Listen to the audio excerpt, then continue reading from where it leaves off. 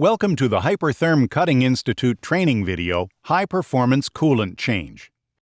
Today you'll see how to change the coolant and coolant filters on 130, 260, and 400 amp HPR and HPRXD autogas systems. Before beginning this procedure, be sure to have all the necessary parts and equipment you'll need to complete the job. This will include new filters, coolant, an air supply, a short hose, ideally a 1/4 inch inside diameter, a bucket, and materials to help with cleanup. The first thing you'll want to do is remove all power to the machine by turning off the breaker to the power supply and use the lockout-tagout procedure. Now remove the left side cover for the 130 or 260 power supply. If working on an HPR 400XD, remove the side cover from the cooler.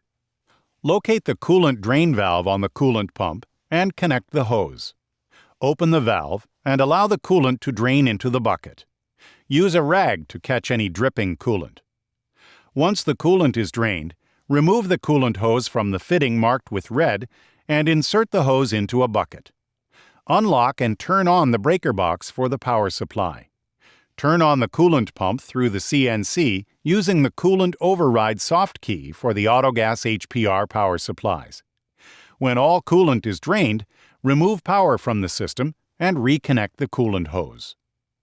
Now remove the filter housing on the back of the power supply for the 130 and 260, or from the back of the HPR 400XD cooler. Remove the filter element and properly discard. Older systems may have a reusable metal filter that can be cleaned and reused or replaced with a white filter element included in a preventative maintenance kit. Check the O-ring in the housing and make sure it's installed correctly to prevent leaks. Now you can install the new filter element and filter housing. These high-performance systems also use an inline filter that needs to be checked and periodically replaced. Locate the inline filter housing just below the coolant reservoir. Remove the cover and clean or replace the filter. Once again, when installing the filter element, check the O-ring that's installed in the housing to prevent any leaking. We now have all the coolant removed from the system and the filters changed, so we can add new coolant.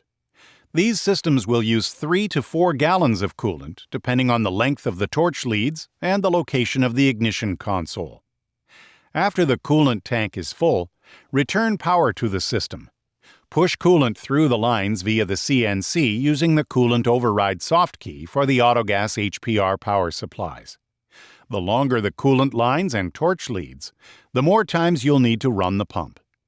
Add coolant to ensure the reservoir is at least 75% full after the pump turns off.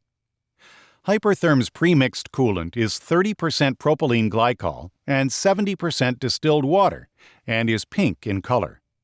The 30-70 mix is used for the vast majority of applications and environments. Hypertherm does offer a 100% propylene glycol option for extreme environments where a different mixture may be necessary.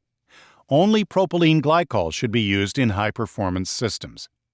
For additional information about Hypertherm coolant mixing instructions, refer to the product instruction manual.